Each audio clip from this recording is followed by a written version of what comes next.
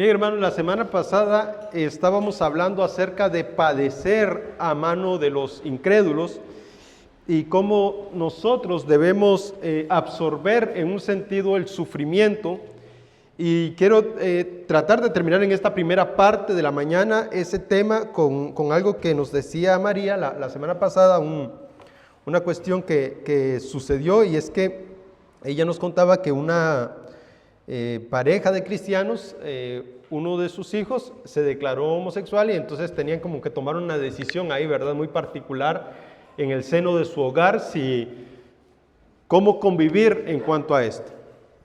Y yo les decía que muchas veces nosotros como cristianos, primero, este es un tema muy particular que se debe tomar en cuenta en el seno de la consejería bíblica, ¿verdad? Porque cada caso es muy particular, no podemos ser tajantes en una cuestión que nosotros no tenemos los detalles.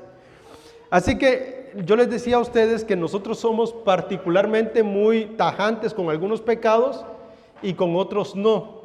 Y a veces tendemos a tolerar a algunos más que otros cuando Dios aborrece la borrachera, por ejemplo, la mentira, el engaño, como la homosexualidad.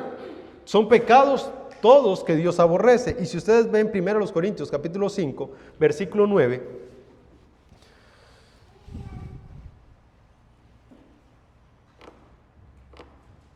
alguien que me ayude a leer 1 Corintios capítulo 5, versículo 9, y a ver.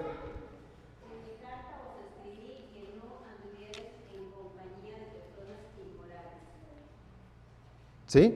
Hasta el versículo 12, hermana, perdón, hasta el 13.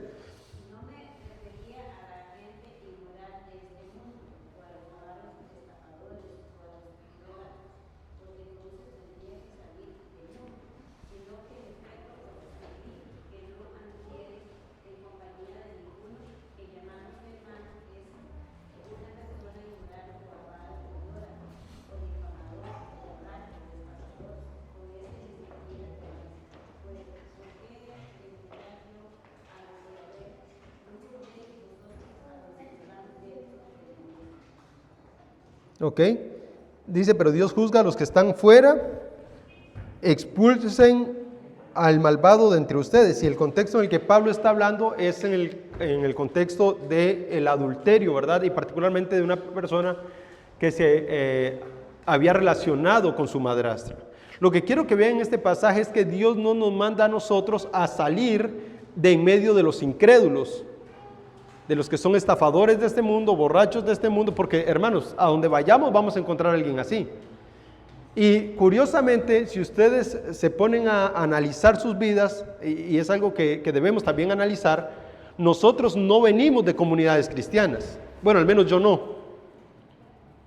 Y muchos de ustedes tampoco. Sus papás, sus abuelos, sus hermanos no son creyentes, ¿verdad? Y es porque no venimos de una comunidad cristiana, somos primera generación de creyentes en esta iglesia. Y al entender esto, nuestros familiares no tienen un entendimiento de las Escrituras y nosotros no podemos separarnos de ellos por el pecado de ellos, porque la Biblia no nos manda a eso, más bien nos manda a predicarles el Evangelio, a estar en medio de ellos para llevarles el Evangelio. Claramente no vamos a participar de su pecado, de su borrachera, de su idolatría, porque ese es otro tema, pero tampoco podemos apartarlos de en medio de nosotros simplemente por un pecado que están cometiendo. Tenemos que aprender a tolerar en un sentido la maldad y el pecado de ellos, o a sobrellevarlos, si es que la palabra cabe, para que podamos también llevarles el Evangelio y predicarles. Y usted a una persona en este sentido, por ejemplo, que es borracha, que es idólatra, aun que es homosexual, el hecho de predicarles el Evangelio pasa por decirles que Cristo manda a que se arrepienta de su pecado. Porque si nosotros empezamos a decirle, eso que usted hace es pecado, es pecado, es pecado, pues sí, todo lo que hacen ellos es pecado. Ellos son pecado en sí mismos, así como éramos nosotros. Y la única manera de rescatarlos de ahí es predicándoles el Evangelio. Entonces, tengamos cuidado en no ser tan tajantes a la hora de separarnos de nuestros familiares incrédulos, de tal manera que ya no tenemos comunión con ellos y ya no podemos ni siquiera predicarles el Evangelio. Tenemos que tener cuidado, ese equilibrio entre la santidad que Dios demanda de nosotros y el que Él nos pide que vivamos en medio de incrédulos para poderles llevar el Evangelio. Porque tenemos grupos, por ejemplo, como los Amish, Menonitas y todos los demás, que se han separado en comunas para separarse del mundo, y los escándalos que se han escuchado ahí, dice Pablo, ni siquiera se oye entre incrédulos. Son escandalosos. Volviendo al ejemplo que nos ponía María, yo quiero decirles algo. Yo he vivido casos como el que nos cuenta María. Por eso les digo que son muy particulares y cada uno hay que vivirlos en el contexto y en la inmediatez de la consejería bíblica. Esta persona que de familiares cristianos que se declaró homosexual, cuando los papás lo supieron, empezó un proceso de consejería bíblica para ellos. Papá y mamá se fueron a consejería bíblica por mucho tiempo antes de abordar a su hijo en su pecado, y luego cuando ya se fueron a un retiro, literalmente se fueron a orar, a buscar con pastores ayuda, y luego volvieron a casa y tomaron unas decisiones. Y parte de las decisiones era ponerle límites al pecado de su hijo y decirle, bueno, mientras usted vive en este techo, estas cosas deben suceder, ¿verdad? Entonces, a mí me pareció en un sentido muy permisivo en algunas áreas, pero eso no me corresponde juzgarlo a mí, eso fue mi percepción y nada más. Y ellos tomaron esa decisión. Bueno, tiempo después, pasaron los años, a la persona se le siguió tratando con el mismo amor, con el mismo cariño, una persona muy conocida por nosotros, muy amada, y entonces tiempo después abandonó la homosexualidad, se encontró con el Señor y ahora hasta tiene una pareja y tiene un plan de vida. Entonces, ser tan cortantes a veces no es necesariamente lo mejor para llevar el evangelio, ¿verdad? Lo mismo que pasa con una persona que le gusta emborracharse. Bueno, el límite es usted no puede llegar borracho a esta casa, no puede beber en esta casa mientras viva aquí. ¿Significa eso que ha dejado de gustarle el licor? No, pero mientras vive en esta casa no puede ser un borracho. ¿Ven? Entonces se ponen las estacas, se ponen los límites de cómo convivir con el pecado del incrédulo, ¿verdad? Porque no podemos simplemente ser tajantes y sacarlo. De otra manera, ¿cómo le vamos a predicar el evangelio? Pero como les decía la semana pasada, llegan límites donde usted tiene que pensar si es o no conveniente que vivan bajo el mismo techo. Y eso ya se trata en la consejería bíblica. Pero sí, particularmente la Biblia, cuando nuestro testimonio por Cristo está en juego y en peligro, Dios nos manda a separarnos de los que nos impiden predicar a Jesucristo. Y esto es padre, madre, esposos, esposas, etcétera, patrones y todo lo demás, jefes. Pero mientras ese testimonio de Jesucristo no esté puesto en peligro, no deberíamos ser tan tajantes. Hermanos, no nos olvidemos que tenemos un Dios milagroso que así como nos transformó a nosotros, puede transformar a otros en cualquier área del pecado.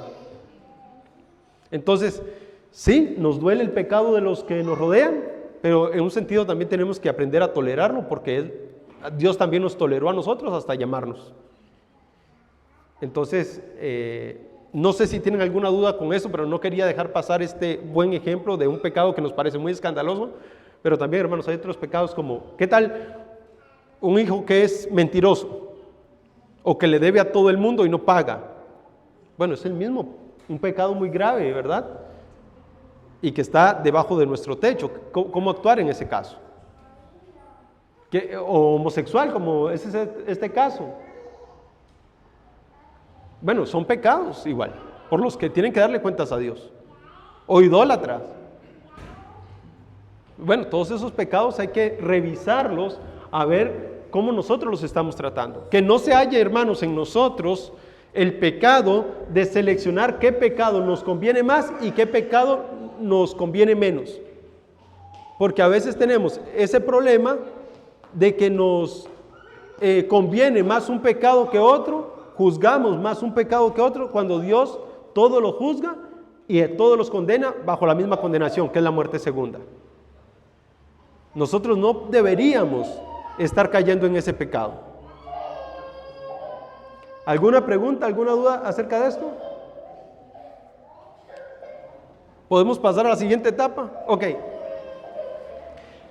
La siguiente etapa, hermanos, tiene que ver con la crianza de hijos, hablando de este tema. Y el asunto es que hoy tenemos una sociedad que le dice a la gente que debe dejar de sufrir. De hecho, hasta hay un movimiento pagano, mundano, mentiroso y todo lo demás, porque no tienen otro nominativo, porque la palabra de Dios enseña todo lo contrario a lo que ellos enseñan, que se llame pare de sufrir.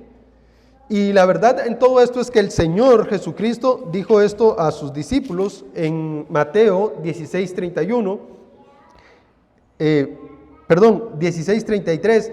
Estas cosas les he hablado para que en mí tengan paz. En el mundo tienen tribulación, pero confíen, yo he vencido el mundo. El cristianismo, hermanos, no está hecho para librarnos a nosotros de los conflictos del mundo.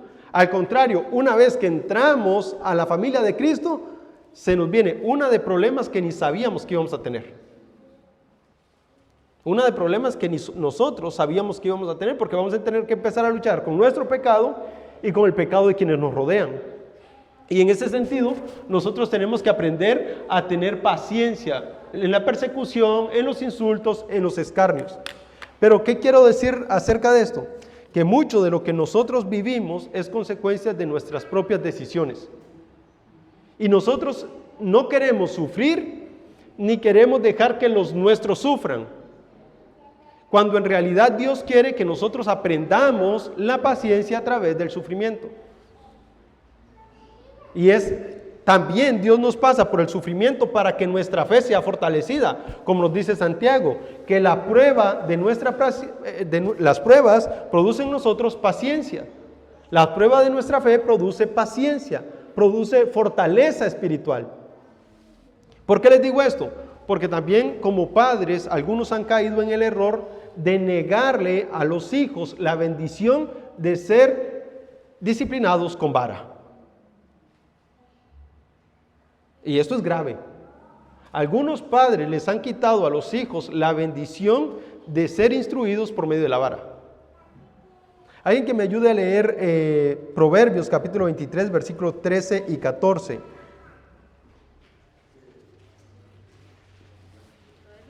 Eh, 23, versículos 13 y 14.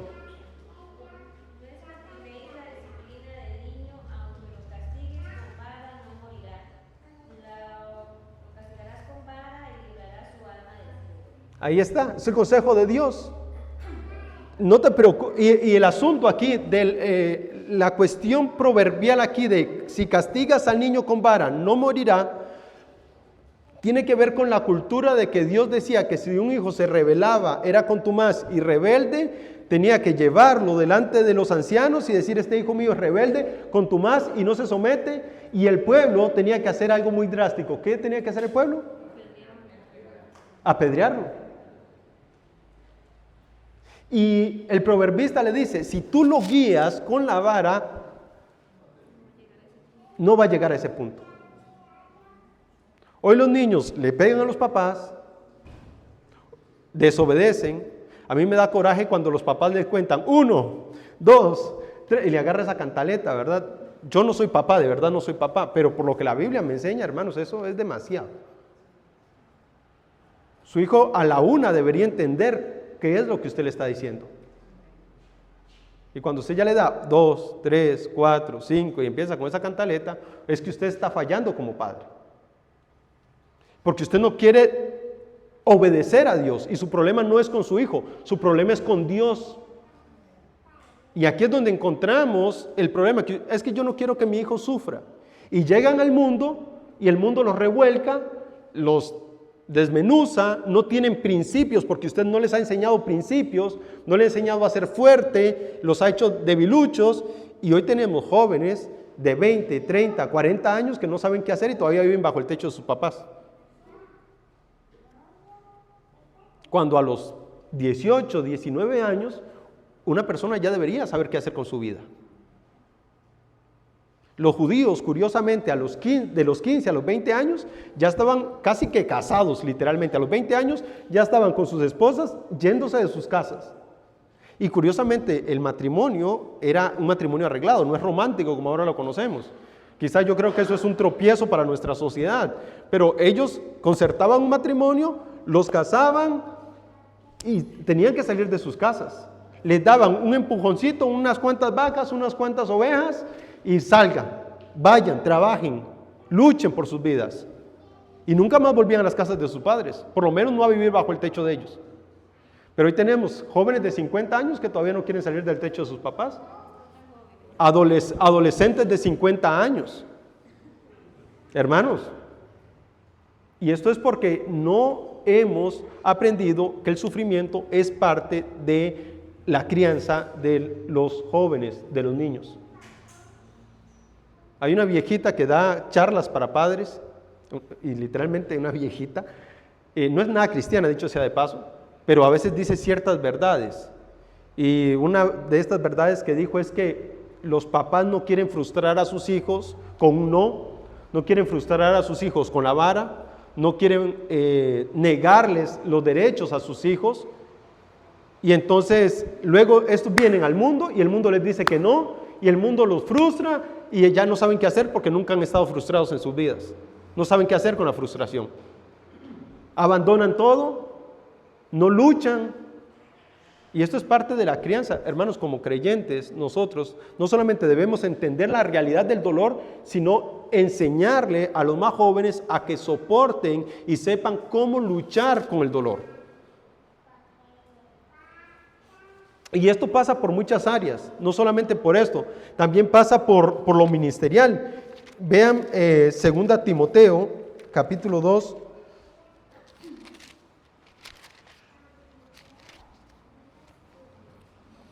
Pasa también por lo ministerial, 2 Timoteo, capítulo 2. Alguien que me lea del versículo 1 hasta el versículo 7.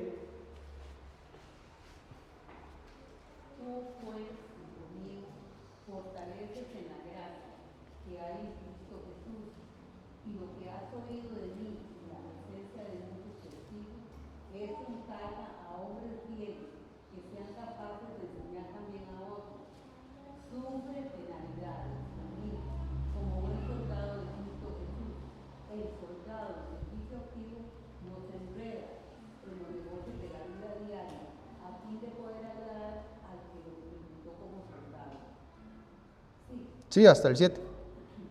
También el que cumple como atleta, no gana el premio si no compite de acuerdo con las reglas. El labrador que trabaja debe ser el primero en recibir su parte de los frutos.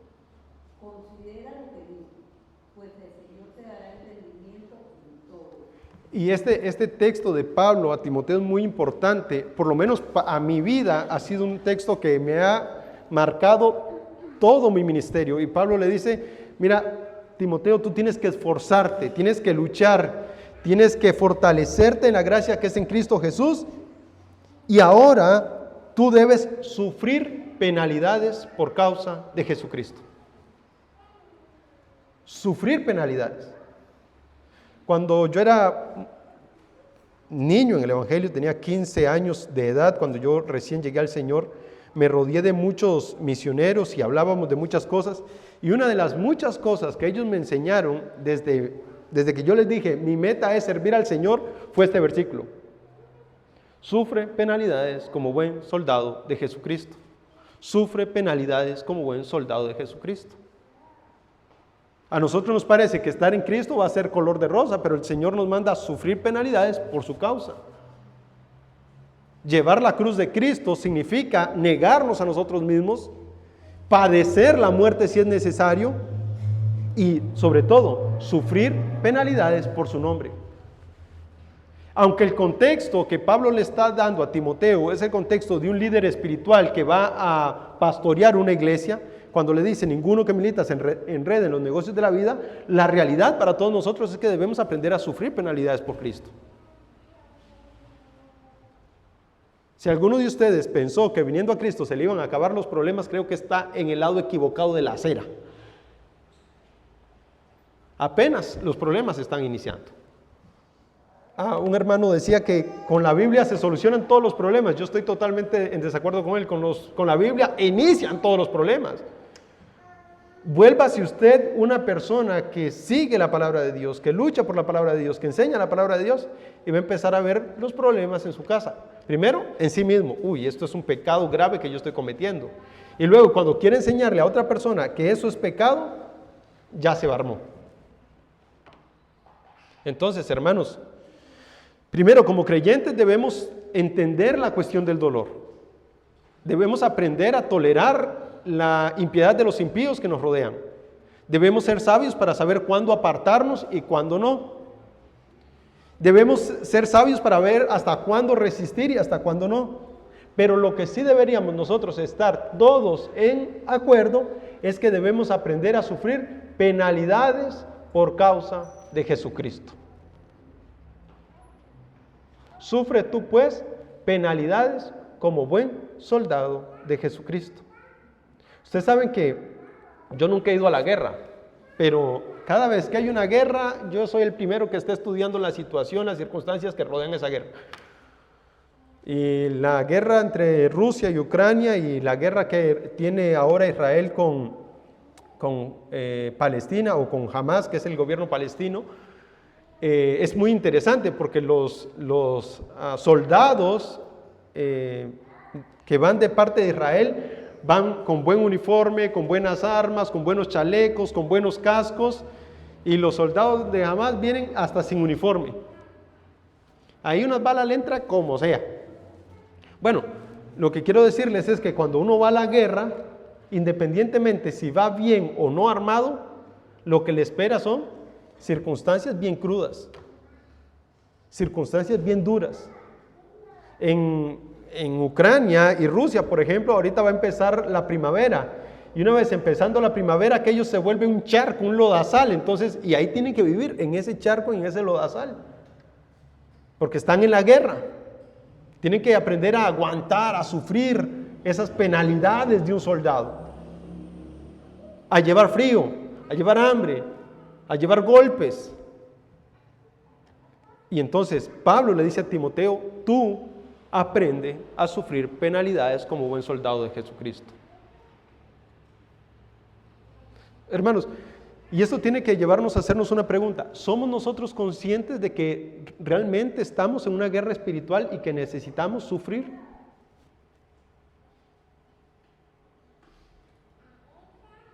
Y nos lleva a otra pregunta. ¿Usted está de verdad padeciendo como soldado de Jesucristo o simplemente está pasando por la guerra? Dejándola como yo, viendo la guerra desde el televisor, a ver cómo va. Las fotos ahí, a ver cuánto avanza un bando y cuánto. ¿En qué lado de la guerra estamos nosotros? ¿Estamos al frente de la guerra, como deberíamos estar, como buenos soldados de Jesucristo? ¿O estamos escondidos en una cueva mientras pasa la guerra?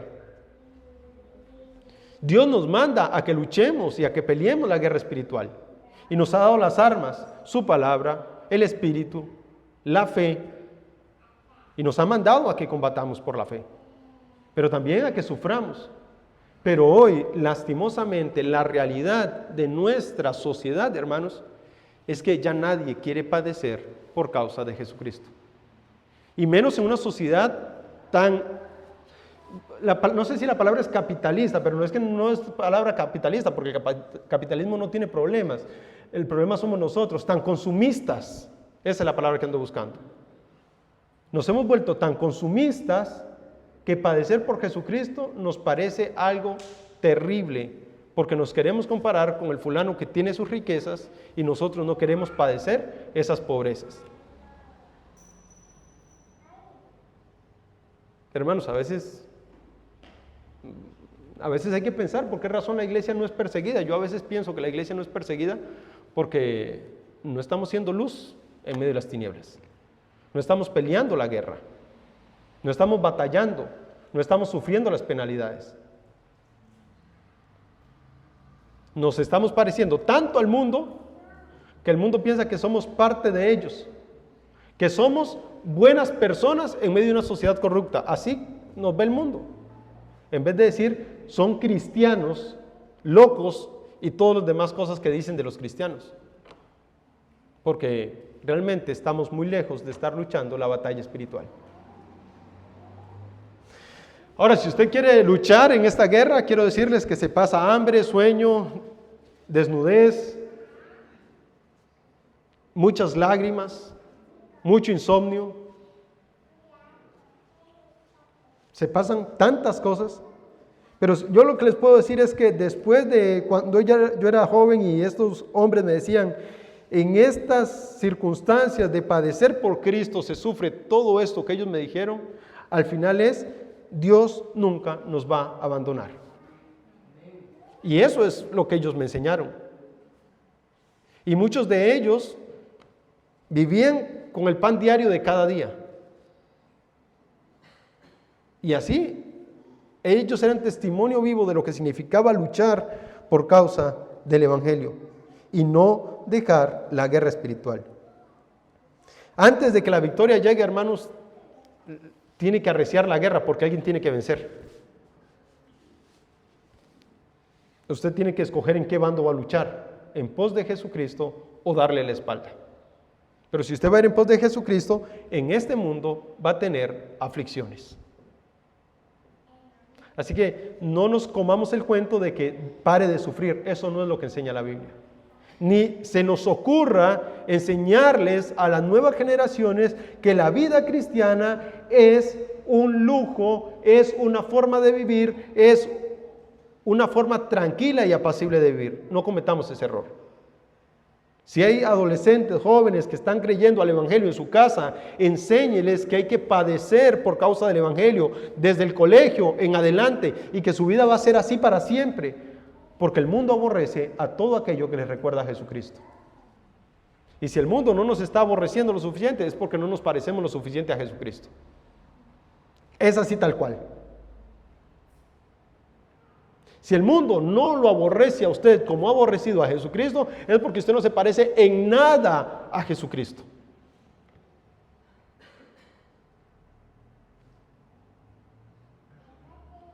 Bueno, ¿qué uniforme lleva puesto usted, hermano? ¿Qué uniforme de guerra? Si lleva el de Cristo, el mundo va a querer dispararle, fulminarlo, acribillarlo.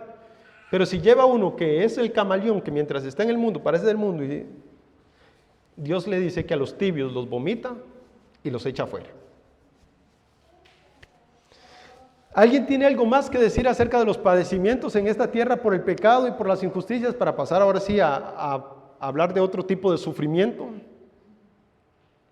Otro tipo de padecimiento. Yo creo que ya hemos ahondado mucho en este tema, ¿verdad? Ya lo hemos consumido todo, pero si alguien tiene alguna duda o algún ejemplo que quiera que discutamos, recuerden, esto es una escuela dominical y podemos discutir un tema particular sin entrar en detalles. ¿Alguna situación específica que tenga? ¿Nadie? ¿Ninguno? Espera para que todos la escuchen. Yo solamente pienso que nuestra vida es una lucha. Sí. Si queremos andar con Cristo es una lucha. Como decía usted la vez pasada, una cosa es estar con personas y convivir con personas creyentes, y otra cosa es convivir con personas no creyentes. Porque ellos siempre van a estar en contra de uno y no les va a parecer lo que las prácticas que uno tiene acerca de la espiritualidad. Entonces, ¿qué nos queda que hacer? Ya pedirle a Dios que nos dé esa fortaleza para que sigamos nosotros firmes y no caigamos, porque muchas veces la lucha se torna tan fuerte que uno dice, no, yo creo que mejor dejo todo por la paz. Y ya no insistimos en decir la palabra, ya no insistimos en que hay que orar. O sea, como que nos debilitamos en esas áreas. Y creo que esas son las cosas que tenemos que tener muy presentes. No podemos caer, digamos, en cuanto a la oración, aunque a la persona les incomode, tenemos que hacerles ver que nosotros tenemos otra perspectiva en cuanto a lo espiritual y que no podemos, digamos, como estar de acuerdo con las prácticas que ellos tienen, porque ya no son las de nosotros, pero no podemos dejarnos vencer porque si no, entonces que es capaz que nos volvemos al camino de ellos nuevamente, ¿verdad? Sí. Entonces esa es una lucha y esa lucha a veces lo gasta uno, pero por eso tenemos que pedirle a Dios que nos dé fortaleza día por día, porque si no, ¿dónde vamos a parar, como dice el dicho? Sí, es muy curioso eso, ¿verdad? No podemos convertirnos a ellos, deberíamos luchar para que ellos se conviertan al Evangelio y no convertirnos nosotros al mundo. Y esa es parte de la lucha que tenemos, ¿verdad? Cuando Dios nos ha puesto en medio de un mundo pagano, es que Dios quiere que su nombre esté exaltado en medio de un mundo pagano y no que nosotros nos paganicemos. Pedro le dice a Primera de Pedro capítulo 4, les dice, basta ya el tiempo pasado para haber hecho lo que agrada a los gentiles, habiendo andado en borracheras, idolatrías y todas cosas, ¿verdad? Abominables, ya basta ese tiempo. Ya pasó ese tiempo, ahora tienen que andar en pos de Cristo. Y al mundo les parece cosa extraña que ustedes corran en vía contraria al desenfreno de ellos. Y por eso los ultrajan, porque nosotros vamos en contravía. Hermanos, esto es como correr en... Sí, imagínense que es como ir en contravía con un vehículo, algún golpe se va a llevar sobre la autopista. Imagínense un vehículo que viene a 60 kilómetros contravía en una autopista de 3, 4 carriles, algún golpe se va a llevar. Bueno, así somos nosotros cuando corremos por el Evangelio. Algún golpe tenemos que llevarnos y tenemos que aprender a sobrellevarlo por amor a Jesucristo. Y no rendirnos, como dice la hermana, a orar, a luchar, a pedirle a Dios. Tal vez Dios tenga misericordia de nuestros familiares, ¿verdad? Y si no, Él nos va a fortalecer para entender cuál es su santa voluntad. Pero no podemos desmayar en esta guerra. ¿Alguien más? Hermanos, yo entiendo la mayoría de ustedes porque de verdad la mayoría de ustedes no tienen ni padres ni esposos creyentes. Y yo entiendo estas luchas que estamos teniendo todos. Y yo lo sé, son luchas duras. Bienaventurados los que tienen padres creyentes y pueden irles a pedir un consejo, ¿verdad? A ese padre creyente, o pueden arrimarse a él y a pedirle un consejo. Pero cuando no, nos queda más que aferrarnos a Cristo y a nuestros hermanos en la fe y a seguir luchando. Y esa guerra espiritual que tenemos, que a veces es solitaria, tenemos que echarla para adelante hasta que Dios nos convierta en una familia o una comunidad cristiana. Hasta entonces nos toca seguir luchando solos. Y eso es así. Y es muy duro, sí. Y es bien complicado, sí. Y a veces hay que tomar decisiones radicales como salir de casa, sí, es cierto. Pero la guerra no se va a acabar con eso. La guerra va a seguir. Y nos va a seguir atacando por otros lados. Ok, entonces aquí tenemos el ejemplo de Jesucristo que lo leímos la semana pasada, 1 de Pedro 2:23. ¿Qué dice 1 de Pedro capítulo 2, versículo 23?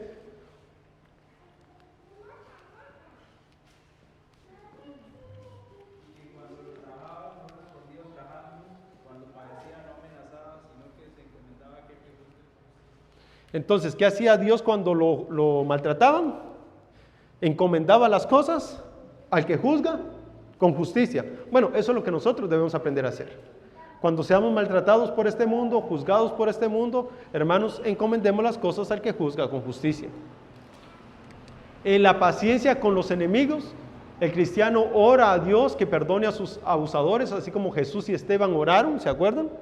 Dios quiere que usted y yo oremos por los enemigos, que no busquemos venganza, sino que seamos fieles, porque dice el Señor, mía es la venganza, yo pagaré, dice Romanos 12, 19. El Señor sabe las dificultades que tenemos y Él va a pagarle a los enemigos de la cruz conforme a sus maldades.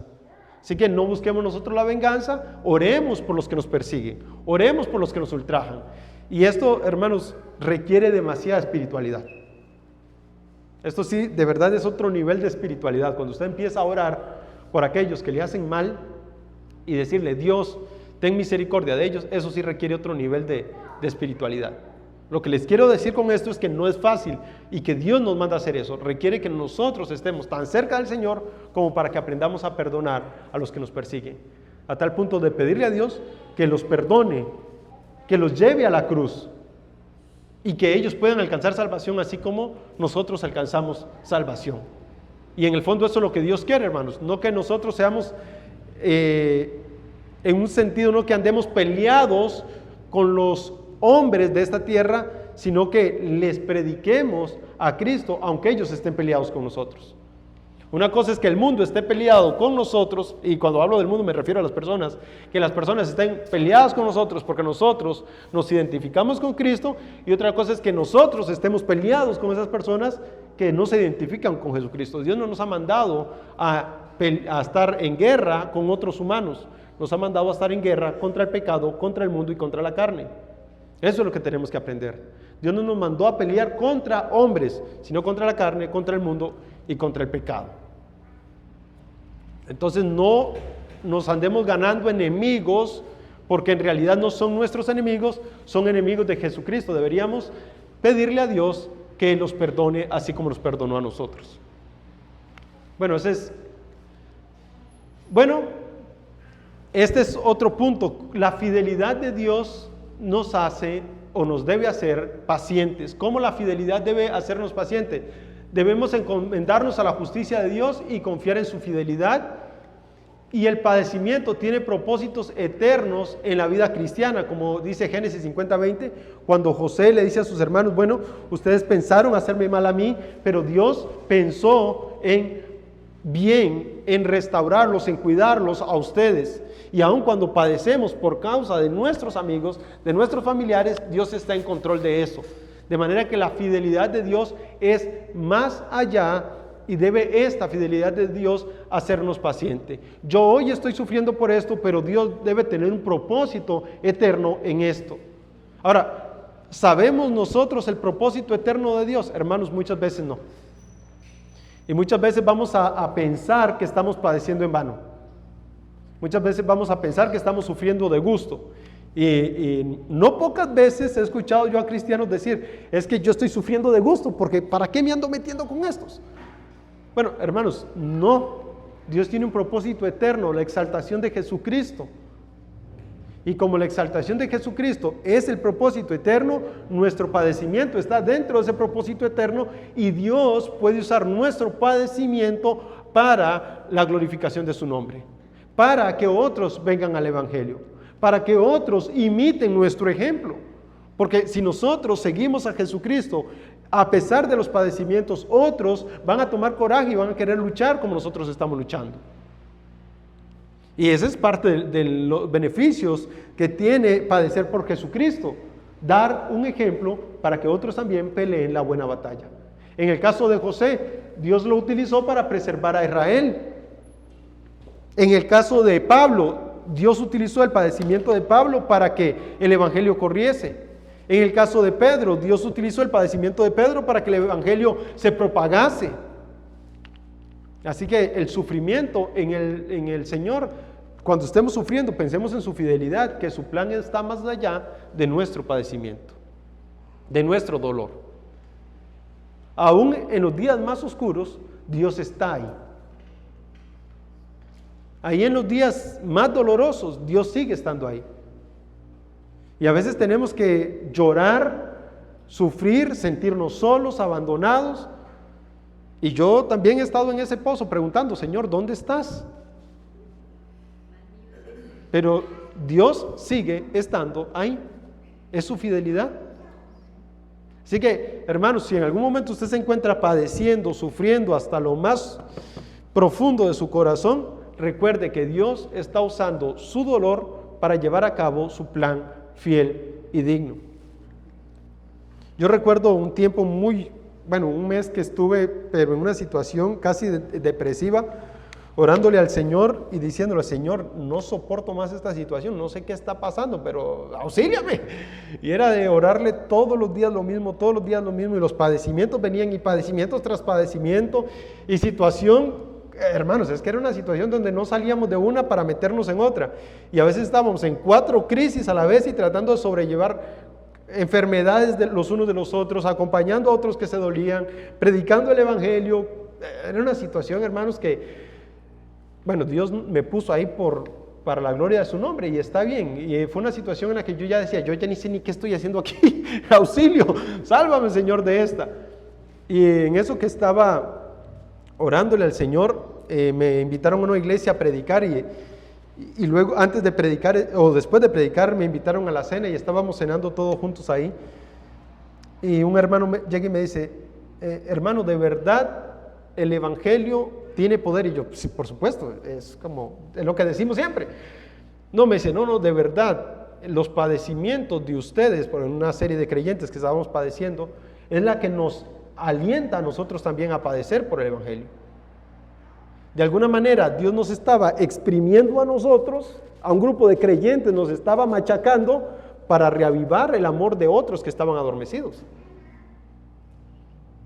Y esa era la voluntad de Dios, que machacándonos a unos, otros fueran animados a sufrir. Y luego, cuando salimos de esa profunda circunstancia, Dios siguió su plan eterno, pero a veces es eso, que Dios quiere machacarnos a nosotros para que nuestra fe sea fortalecida y animar a otros a que padezcan. Recordemos, hermanos, el plan eterno de Dios se va a llevar sí o sí a cabo, aún en medio de nuestro dolor y de nuestro sufrimiento. Recuerde, Dios sigue siendo fiel. Cuando Dios mandó a Israel a ser esclavo en Egipto, no era algo nuevo. Dios se lo había dicho a Abraham: es necesario que padezcan 400 años y luego yo los voy a sacar con mano poderosa.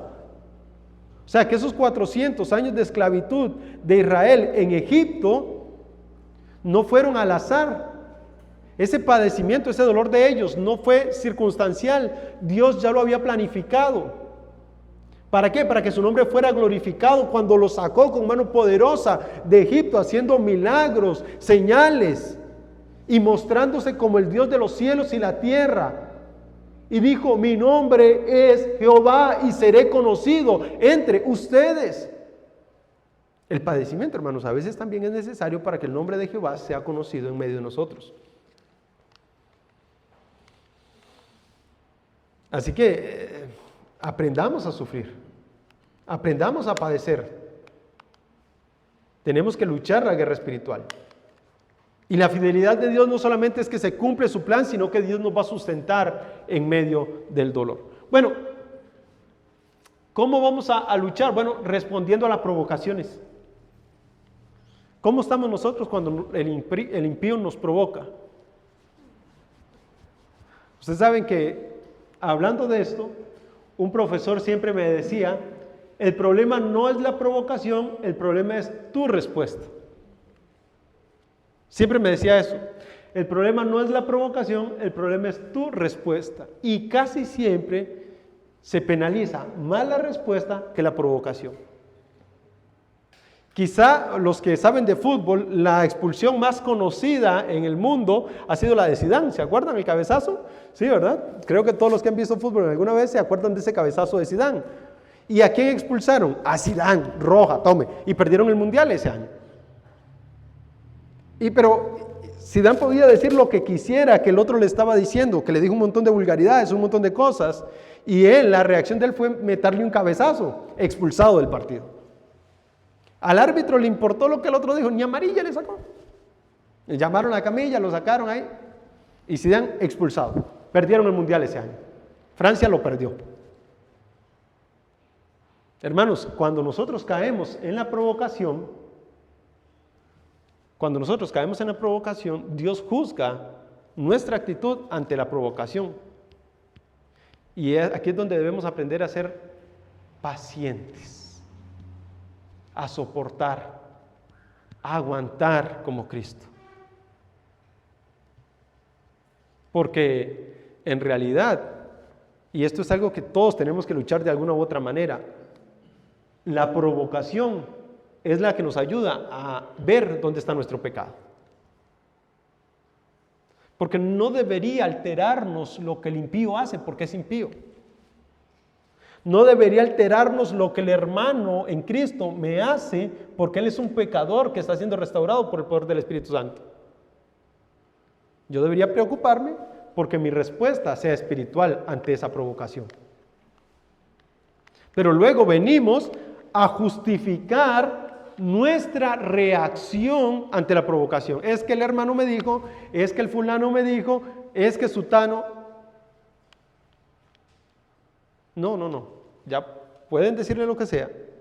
El ejemplo de Cristo es que enmudezcamos y lo encomendemos todos a Él. Hermanos, esto es muy fácil decirlo. Quiero ser honesto con ustedes.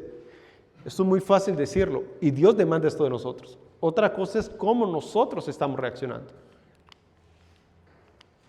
Porque en el mismo ejemplo de este muchacho que fue expulsado del partido de fútbol, las consecuencias las lleva el que reacciona, no el que provoca.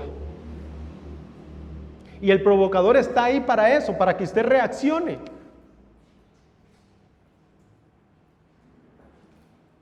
Está ahí para eso.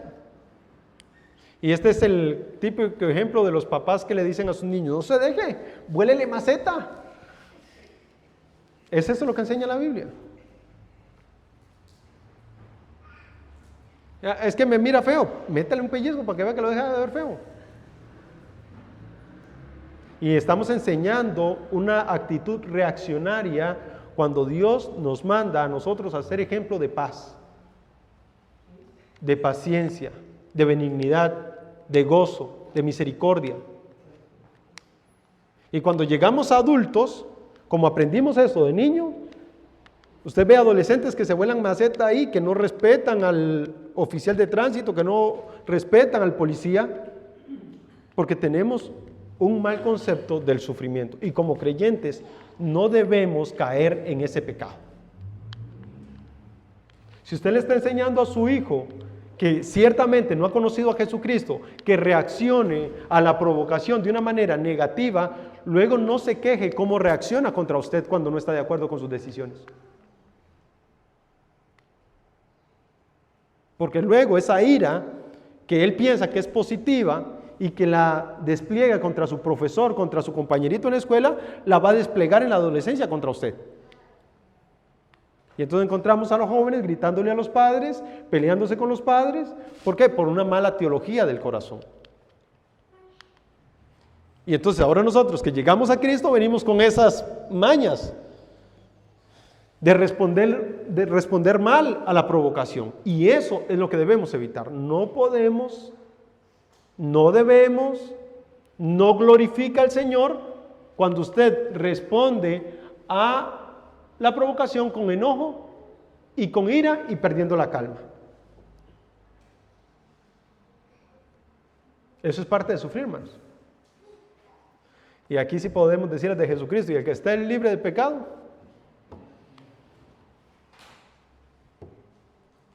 tenemos todos que trabajar en esto. A veces no necesariamente vamos a responderle gritando al hermano, pero vamos murmurando: es que el hermano, es que el fulano, y nos vamos caminando por toda la calle: ya me amargó el día. ¿Cómo estamos soportando la provocación?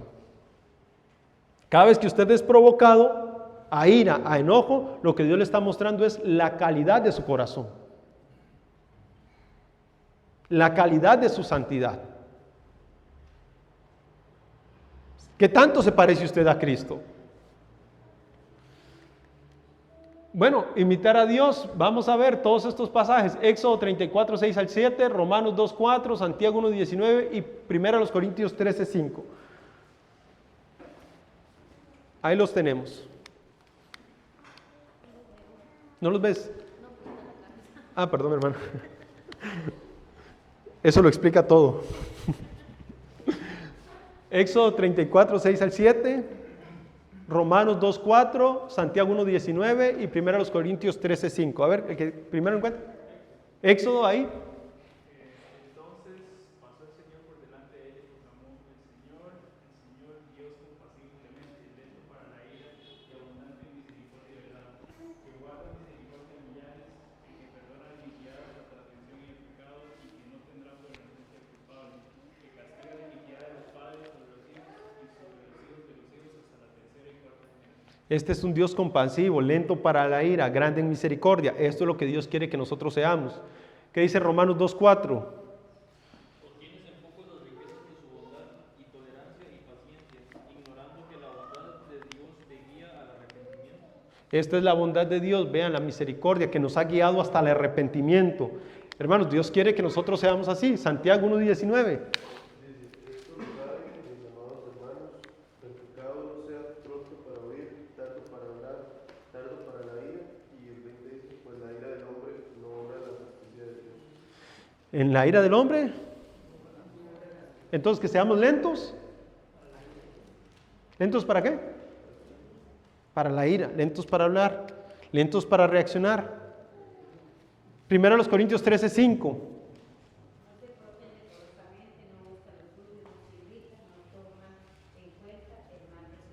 Este es el pecado, ¿verdad? No toma en cuenta el amor, perdón, no toma en cuenta el mal recibido. 1 Corintios 13, que nos habla acerca del amor. El amor es paciente. Y luego dice: no toma en cuenta el mal recibido. Cuando nos airamos contra nuestro hermano, cuando pecamos, cuando perdemos la paciencia, es porque no le tenemos amor. porque no lo amamos como Cristo quiere que lo amemos. Hermanos, tengamos cuidado de no volvernos nosotros jueces y sin misericordia cuando Dios ya mostró misericordia. Así que tenemos que mostrar misericordia. La parábola del siervo inmisericordioso, ¿se acuerdan de esta parábola? El 18:21 de Mateo, que va y le pide que por favor le perdone una deuda. ¿Y qué hace él? Cuando le ha sido perdonada la deuda, se va y se encuentra a otro que le debía a él. ¿Y qué le dijo? Mira, yo te perdono la deuda, ya aquí quedamos. No, ¿qué le dijo? Págame, te echo a la cárcel. Habiendo recibido misericordia, no pagó con misericordia a otros. Nosotros debemos hacer todo lo contrario. Ya que hemos recibido misericordia de parte del Señor, dar a los que nos rodean misericordia. Dar a los que nos rodean perdón. Pero nosotros queremos recibir de Dios bendiciones y no bendecir a otros con lo que hemos recibido. Bueno, la paciencia busca el bien último del otro individuo en vez de satisfacción inmediata de las emociones que han sido agitadas en nuestro interior. ¿Qué busca? La satisfacción inmediata de las emociones. Perdón, la paciencia busca el bien último del otro individuo en vez de la satisfacción inmediata de las emociones. ¿Cómo esta emoción que yo estoy teniendo porque mi hermano me dijo, me habló, cómo esta reacción va a atentar contra el bien de él? Mientras que la paciencia dice, a pesar de que el hermano me dijo tal cosa, actuó de esta manera, yo voy a soportarlo por el bien de él. Yo voy a aguantar a mi hermano por su bien, para que madure, para que crezca, voy a amarlo. Y esto no significa que usted no le va a señalar el pecado, es que lo va a hacer con misericordia. Hermano, eso que estás diciendo es pecado. Y a veces los hermanos que están ahí nos están enseñando a nosotros paciencia, misericordia. Bueno, este tema de tolerar las fallas es el que vamos a ver la próxima semana. La impaciencia ante las fallas de los demás usualmente está arraigada al... ¿Por qué no podemos tolerar el mal del otro? Porque somos orgullosos. Y un mal que he visto debajo del sol, dijo el predicador, es que nosotros comparamos a los demás a la luz de nuestras circunstancias, y eso no se debe hacer. Es que si yo estuviera en sus zapatos haría tal cosa, pero es que usted no está en los zapatos de él y no sabe lo que está rodeando la vida de él, el dolor de él. Así que tengamos cuidado, hermanos, y vamos a ver esto la próxima semana. Tolerar las fallas, abandonemos el orgullo. Nosotros no somos el ejemplo a seguir, el ejemplo es Cristo. Así que tengamos cuidado con esto. Tengamos mucho cuidado con esto. Oremos. Padre Celestial, gracias te damos por tu misericordia. Gracias por tu bondad, por enseñarnos, Señor, conforme a tu palabra acerca de la paciencia, por ayudarnos, Señor, a crecer a la imagen de Jesucristo. Te pedimos ahora, Señor, que tú seas fiel y digno, Señor, y que puedas recibir de nosotros toda adoración. Ayúdanos, Señor, a gozarnos en ti, a gozarnos en tu fidelidad y que nosotros podamos ver de verdad esa fidelidad, esa dignidad tuya, Señor, porque muchas veces obviamos tu carácter santo, Señor. Tú eres ese Dios fiel y digno, digno de adoración, digno de exaltación, digno de luchar por el Evangelio, Señor. Pero ayúdanos a ver esa dignidad tuya, esa bondad tuya, esa misericordia con la que fuimos amados y perdonados, para que de esa manera podamos perdonar a otros. Te pedimos todo esto, Señor, en nombre de Cristo Jesús. Amén. Buenos días, hermanos. 10 minutos